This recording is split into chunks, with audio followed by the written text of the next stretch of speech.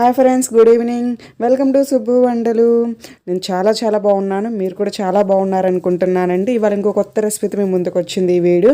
అంతకంటే ముందు మన ఛానల్ని ఎవరైతే ఫస్ట్ టైం చూస్తున్నారో ప్లీజ్ సబ్స్క్రైబ్ చేయండి, బెల్ ఐకాన్ క్లిక్ చేయండి, ఈ వీడియోని లైక్ చేయండి, అలాగే షేర్ చేయండి.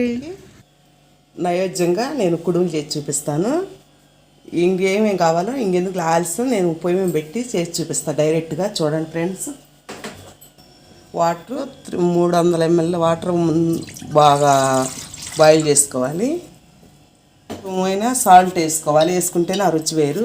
మనం ఏంటంటే గృహప్రదేశానికి కానీ ఏదన్నా ఫంక్షన్లకు కానీ మెచ్చూర్ ఫంక్షన్ అలాంటి వాటికి కూడా మనం కుడుములు చేసుకుంటే చాలా సెలవు అని చెప్పి మనకి గణపతికి అనేది మనకి చాలా ఇష్టమైంది. ఓ బజ్జ గనకయ్య ఉండ్రాళ్ళ తెద్దయ్య అని చెప్పి ఆయనకి చేస్తారు. ఇప్పుడు వాటర్ అనేది ఒక్కసారి బాయిల్ అవ్వాలి. అయిన తర్వాత 3 స్పూన్లు పచ్చిపప్పు ఒక గంట సేపు నానబెట్టుకున్నాయి. గంట సేపు నానబెట్టుకుంటేనే మనకు కుడుములు అనేది బాగుంటాయి. ఆ పచ్చిపప్పు అనేది ఉడికిద్ది అనమాట. ఇప్పుడు 3 స్పూన్లు పచ్చిపప్పు వేసుకుందాము.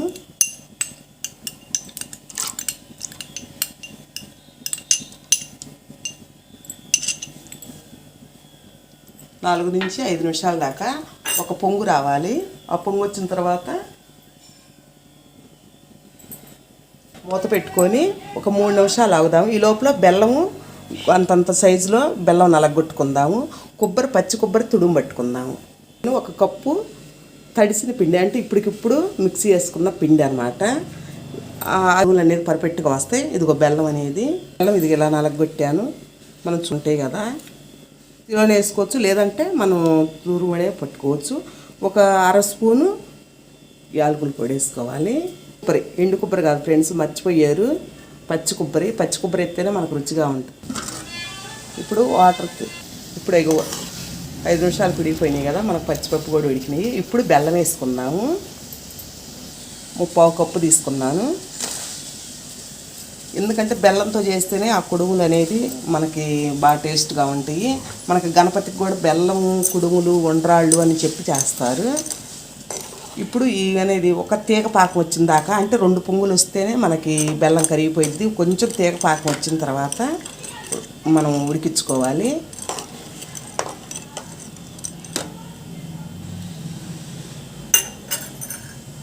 నేను ఈ పచ్చి కొబ్బరిలోనే నేను యాలకుల పొడి వేసాను, మళ్ళీ సపరేట్గా ఏమి వేయలేదు. మనకి ఆ యాలకుల పొడి వేస్తేనే మనకి ఆ సువాసన, ఆ కుడుములకి ఆ రుచి. మనం 2 పొంగులు వచ్చిన తర్వాత అన్నా కదా, ఇప్పుడు పచ్చి కొబ్బరి వేస్తున్నాను. ఆపుదాము.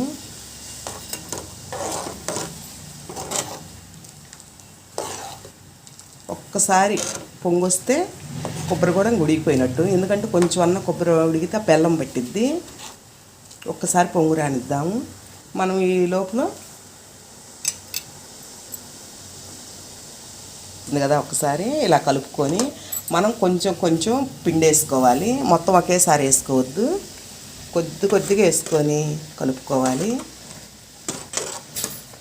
కానీ సిమ్లో పెట్టుకోవాలి. ఇప్పుడు ఇందాక హైలో పెట్టుకున్నాం కాబట్టి సిమ్లో పెట్టుకొని ఉండలు కట్టుకోకుండా జాగ్రత్తగా కలుపుకోవాలి దగ్గర పడేదాకా.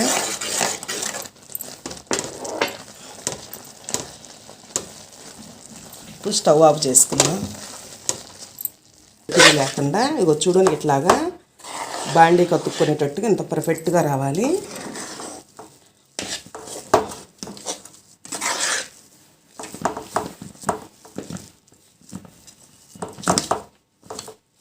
ఇలా గట్టిగా ఎంత బాగా వచ్చిందో, సాఫ్ట్గా వచ్చింది. అంటే కొంచెం వేడిగా ఉండంలోనే మనం ఉండలు చేసుకోవాలి.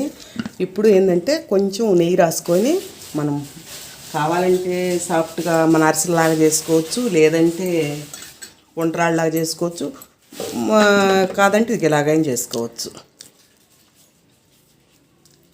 ఇలా చేసుకొని ఇడ్లీ పాత్రలో పెట్టుకోవచ్చు. కొంతమంది ఇలా సిల్లులుగా ఉన్నట్టుగా పెట్టుకుంటారు.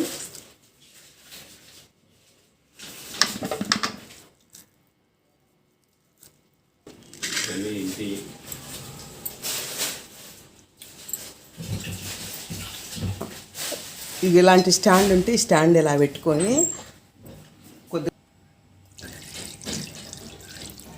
మునిగేటట్టు మాత్రం వాటర్ పోయొద్దు, గుర్తుంచుకోండి.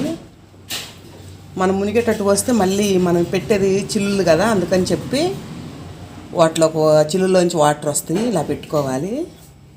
ఇప్పుడు మూత పెట్టుకొని 8 నుంచి 10 నిమిషాలు ఉడికించుకోవాలి. హైలో పెట్టుకొని 8 నుంచి 10 నిమిషాలు ఉడికించుకోవాలి. 10 నిమిషాల తర్వాత అన్న కదా 8-10 నిమిషాలని చూడండి, ఓపెన్ చేస్తున్నాను.